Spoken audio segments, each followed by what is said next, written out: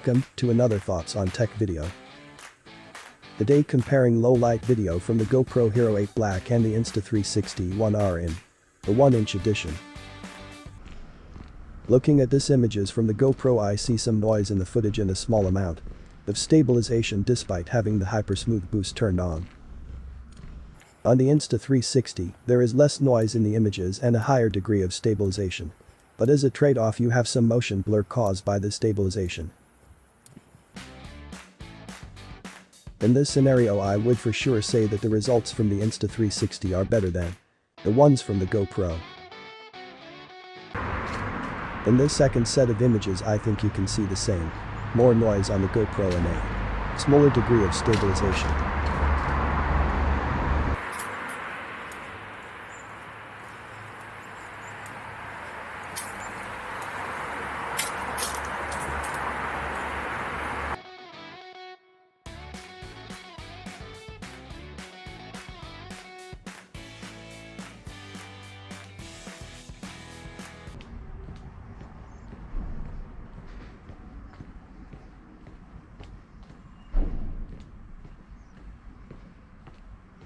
Even in conditions where the light is really scarce, the images from the Insta360 don't look horrible, staying above the ones from the GoPro.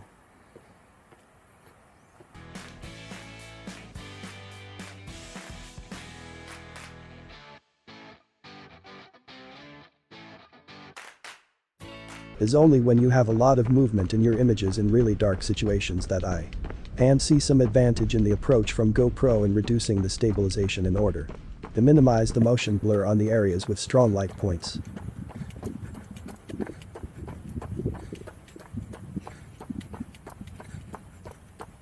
I mean, none of the results are good, but somehow I find the one from the GoPro a little more usable here.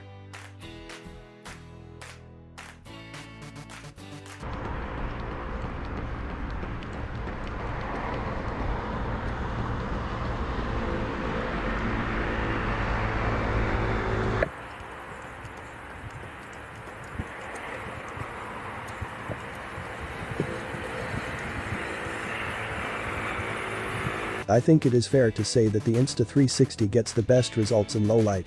This is no big surprise once this one has a bigger sensor inside.